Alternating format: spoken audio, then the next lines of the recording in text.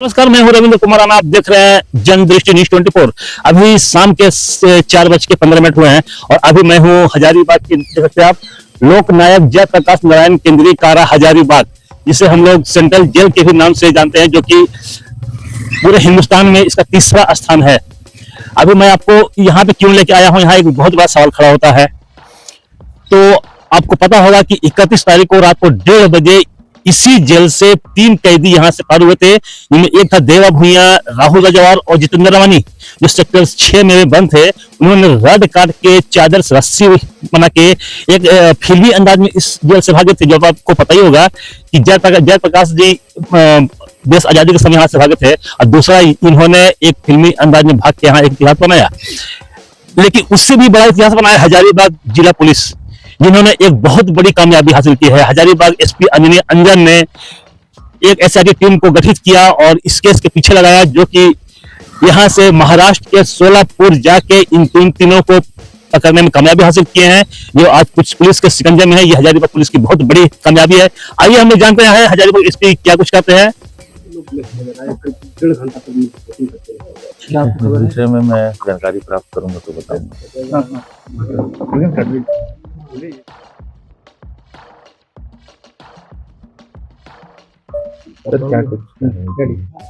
हाँ, आप लोग को पहले से ज्ञात है कि 30-31 दिसंबर की रात में जो हमारा सेंट्रल कारा है, जयप्रकाश नारायण सेंट्रल कारा हजारीबाग, वहाँ से 3 कैदी जेल से फरार हो गए थे। ये तीनों देवा भूंइया, जितेंद्र रवानी और राहुल रजवार, ये तीनों क्रमशः देवा पर 20 साल का सजा काट रहा है।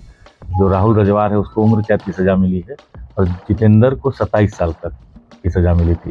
तीनों धनबाद के रहने वाले थे और अलग अलग कांडों में सजा काट रहे थे। क्योंकि ये जो सेंट्रल कारा है, जयप्रकाश नारायण कारा, ये पूरे स्टेट का सबसे महत्वपूर्ण, सबसे पुराना, प्रतिष्ठित और सुरक्षित कारागार है। इसलिए हम लोगों ने, हजारीबाग पुलिस ने और व्यक्तिगत रूप से मैंने भी इसको एक चुनौती के रूप में लिया था और एक एसआईटी का गठन किया गया था। एसआईटी के सदस्य आपके साथ सामने यहाँ बैठे हैं। उसमें अमित आनंद हैं, इंस्पेक्टर शाहिद हैं, इंस्पेक्टर विनोद हैं। तो इन सभी पदाधिकारियों ने इसको जल्द से जल्द हम लोगों ने बरामद करने का प्रयास किया। तो 3 टीम का गठन किया गया और इनके पूरे ट्रेल को हम लोगों ने ट्रेल किया। ये कैसे कैसे भागे हैं, कहाँ कहाँ गए होंगे। इसमें हमारी टेक्निकल टीम और जो 3 टीम, इसका डिटेल भी आपको शेयर किया जाएगा। उन सभी लोगों ने बड़ा अच्छा काम किया और तीनों को हम लोगों ने महाराष्ट्र के सतारा के बगल में एक जगह है, सोलापुर जिला है, वहाँ के एक सुदूरवर्ती ग्रामीण क्षेत्र के ईंट भट्ठे से बरामद किया है। हम लोगों ने महाराष्ट्र के कोर्ट में से इनको 5 दिन का ट्रांजिट रिमांड लिया और फिर इनको अब न्यायिक हिरासत में भेज दिया। कैसे भागे थे और कैसे वहाँ तक पहुँचे आप लोग? देखिए, भागने के बारे में इन लोगों ने वहाँ अपने वार्ड का जो रॉड था उसको काटा था और फिर चारदीवारी को फांद करके भागे थे। इनको बरामद करने में हम लोगों को जो 10 दिन का समय लगा, तो चूँकि इनके पास कोई भी मोबाइल नहीं था और कोई टेक्निकल इनपुट जल्दी जनरेट नहीं हो रहा था, तो सभी बिंदुओं पे हम लोगों ने जांच किया। तीनों टीम आपस में कोऑर्डिनेशन के साथ काम करती रही और जो इनका भागने का रूट भी था, तो जेल से निकलने के बाद ये चाक गए, चाक के बाद गुरहर गए, फिर ये तिलैया गए, तिलैया के बाद गया गए, क्यूल गए। तो ये कई जगहों पे अपना लोकेशन चेंज करते रहे। फिर ये फाइनली एक पुणे के पास में एक गौंड करके स्टेशन है, तो गौंड स्टेशन गए। तो हम लोगों ने लगातार इनको ट्रेल किया और मैं ये भी बताऊंगा कि ये जिस ईंट भट्ठा से इनको बरामद किया गया, वहाँ भी ये सिर्फ 1 दिन पहले पहुँचे थे और अगले दिन सुबह में ही वहाँ से निकलने की भी इनकी प्लानिंग थी। तो हमारी टीम बहुत सही समय पे वहाँ पहुँच पाई, इसीलिए हम लोग इनको बरामद कर पाए। वरना क्योंकि उसमें तीनों लगभग साथ में था। पहले देवा भूंइया एक जगह था और बाकी दोनों थे, तो हम लोग तीनों को बरामद किए। तो बड़ा सही टाइमिंग के साथ और कंप्लीट जो इनका ट्रैक था उसको ट्रेल कर पाने के कारण हम लोग इनको तीनों को बरामद कर पाए। वहाँ की महाराष्ट्र पुलिस भी साथ में थी? आप लोग यहाँ से लोग गए थे झारखंड से? नहीं, हमारी टीम यहाँ से गई थी और हमारी टीम ही यहाँ से लेकर आई है। यहाँ से जो भागने में इन लोग को बाहर से भी मदद मिली? बाहर से अभी तक मदद मिली है ऐसा नहीं पता चला है, बट फिर भी हम लोग अभी अनुसंधान करेंगे और अगर किसी का संलिप्तता आता है तो उस पर भी हम लोग एक्शन लेंगे। अभी तक ये कहना उचित नहीं रहेगा। जेल प्रशासन और जो अन्य बिंदुओं पे जो है वो अनुसंधान और जांच में अगर कुछ बात आती है तो आपके समक्ष भी रखेंगे और हम लोग उस पर एक्शन भी डेफिनेटली लेंगे। सर जेल में जहाँ सुरक्षा में चूक हुई थी उसको ठीक करने वहाँ ठीक हो जाए।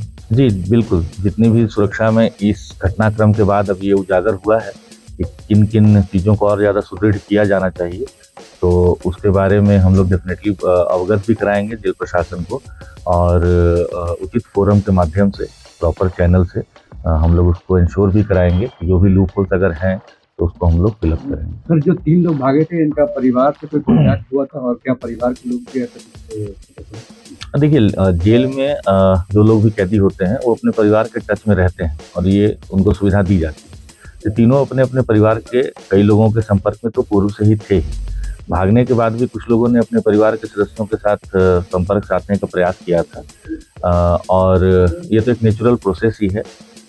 तो इन बिंदुओं पर भी हम लोगों ने जांच किया था, जिससे कि जो मैंने बताया कि जो पूरी टीम काम कर रही थी वो सभी बिंदुओं पे जांच कर रही थी। सुबह में क्या हुआ कि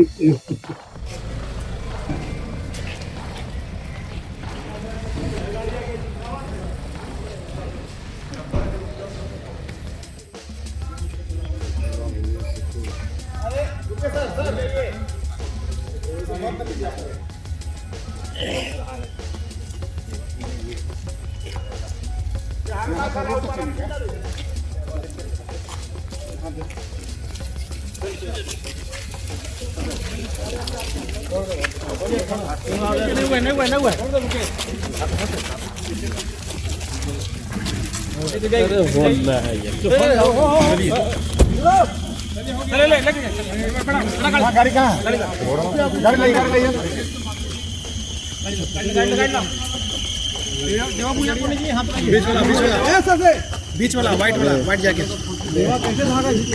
वही है ना।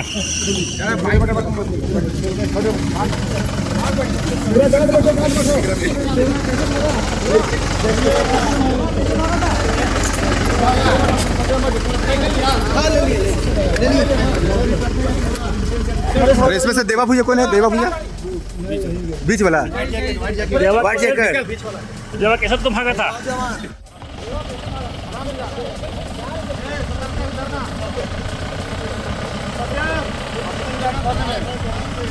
जाओ